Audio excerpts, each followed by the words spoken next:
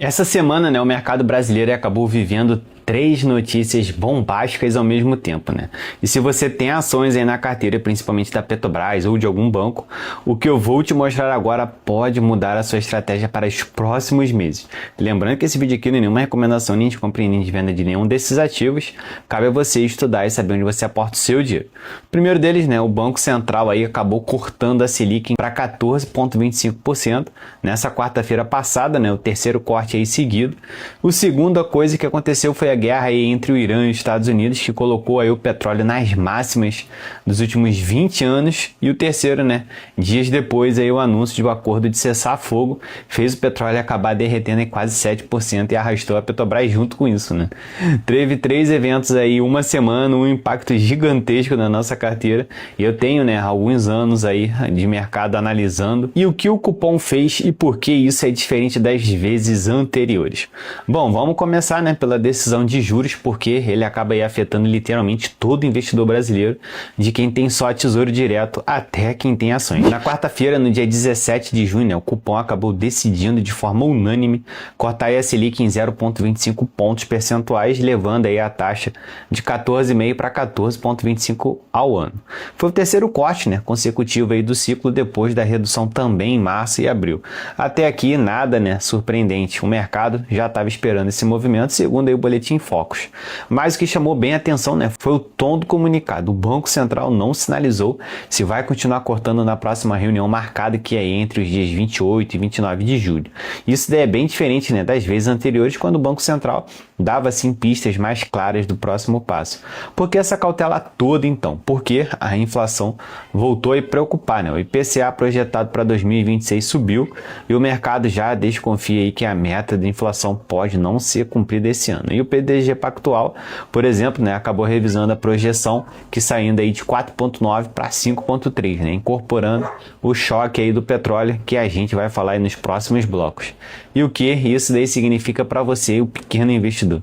Se você tem aí renda pós-fixada no Tesouro Selic, CDBs ligados ao CDI, o seu rendimento vai cair um pouquinho, né? Mas a Selic ainda está em 14,25, um nível extremamente elevado historicamente. A renda fixa continua assim sendo muito competitiva. E se você tem ações aí de dividendos, é bom prestar atenção. Com a Selic ainda alta, né, o CDI continua competitivo forte com o dividend yield das ações. Para uma ação ficar realmente atrativa frente à renda fixa, ela precisa entregar aí um dividend yield acima de 14% ao ano, o que é realmente raro, né? Uma boa notícia, né, é que se o corte ainda continuar, né, e a Selic cair para as faixas dos 13% ou menos, né, até o fim do ano, isso daí acaba sendo gasolina pura para as ações de banco, elétricas e também empresas endividadas. Porque, né, o custo do capital acaba caindo e os múltiplos das ações podem se expandir. A montanha russa do petróleo: guerra, medo e alívio. Agora, vamos para o capítulo mais dramático da semana, que é o petróleo. Tudo começou com a escalada de conflito entre Israel e Irã e também os Estados Unidos lá no Oriente Médio, e o ponto, né, mais crítico, o Estreito de Hormuz, uma das passagens mais importantes do mundo para o transporte de petróleo, né, por onde passa aí algo com 20% de todo o petróleo consumido do planeta. Com o risco de bloqueio dessa rota, né, o mercado entrou em pânico. O Brent acabou disparando aí para níveis que não eram vistos há quase 20 anos. Bolsas globais, né, acabaram caindo, o ouro subiu, e aqui no Brasil, né, as ações da Petrobras chegaram a subir com alta do petróleo. Porque, lembre, né, a Petrobras lucra quando o petróleo está bem mais caro. Mas a história, né, deu uma reviravolta bem rápido. O presidente americano Donald Trump anunciou, né, que um acordo entre os Estados Unidos e o Irã havia sido concluído, e com a reabertura do Estreito de Hormuz.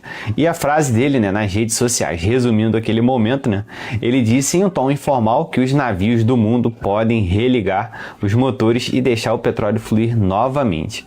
O resultado foi imediatamente. O petróleo Brent e o WTI caíram de cerca de 5 a 7%, em poucas sessões. E aqui está, né, um ponto importante para quem tem ações.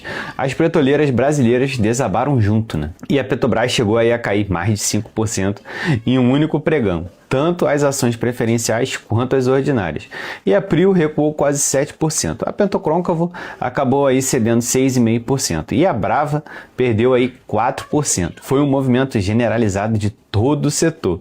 E o que isso daí significa para você, investidor? Quem tem, né, a Petrobras aí na carteira viu aí o patrimônio balançar forte em poucos dias, e isso é o que a gente chama aí de volatilidade geopolítica. Não tem nada a ver, né, com a operação da empresa, e sim o preço do petróleo reagindo aí a notícias de guerra e paz. A pergunta que fica, né, o acordo entre os Estados Unidos e o Irã, será que é duro e definitivo ou é apenas aí um cessar-fogo temporário que pode quebrar a qualquer momento? Analistas, né, como o do BTG Pactual, já avaliam aí que esse acordo pode sim elevar a oferta global de petróleo no médio prazo, o que tenderia, né, a manter aí os preços abaixo por mais tempo. Para quem tem Petrobras, o cenário do petróleo, né, mais baixo por mais tempo significa lucros menores e dividendos potencialmente menores no futuro, mas também significa, né, menores riscos de choque inflacionário para a economia brasileira como um todo, né, o que ajuda aí o Banco Central a continuar cortando a Selic. O efeito combinado, quem ganha e quem perde nesse cenário. Agora vem a parte aí que realmente importa, né, como esses dois eventos, que é a Selic caindo e o petróleo aí derretendo, se combinam e acabam aí afetando diferentes setores da bolsa. Setores que têm a se beneficiar com isso daí é os bancos, né, com geração aí de caixa, porque a Selic mais baixa no médio prazo acaba melhorando a margem de crédito e reduz a inadimplência. As elétricas e as empresas de utilities, que esses é um dos setores favoritos por causa aí de análise para o cenário atual, né, empresas aí com receita previsíveis como transmissoras de energia, se acabam beneficiando diretamente na queda dos juros, porque o valor presente dos fluxos de caixa futuros acaba aí aumentando. E empresas endividadas em geral, toda empresa aí que tem dívida, cara, ela acaba, né, se beneficiando quando os juros caem, porque o custo de rolar essa dívida acaba diminuindo. E os setores que mais sofrem, né, como as petroleiras, que a gente já viu aí, né, as empresas exportadoras de commodities ligadas à inflação global, que qualquer coisa relacionada à energia sofre aí o reflexo direto. E o cenário macro mais amplo seria, relator aí do BTG Pactual, já trabalha com uma inflação aí girando em torno de 5,3% para 2026, bem acima da meta, né, e isso daí é um sinal de alerta. Mesmo com o petróleo caindo agora, o Banco Central pode ficar mais cauteloso nos próximos cortes, justamente pelo medo aí da inflação não convergir. E a relação entre os dois eventos é bem direta, né? O petróleo mais barato ajuda a controlar a inflação, o que dá aí ao Copom mais espaço para continuar cortando a Selic. Mas o tom aí do comunicado de quarta-feira acabou mostrando que o Banco Central ainda está aí com o pé no freio, né? E aí o que fazer então com tudo isso na prática? Eu vou te dar aí a minha visão.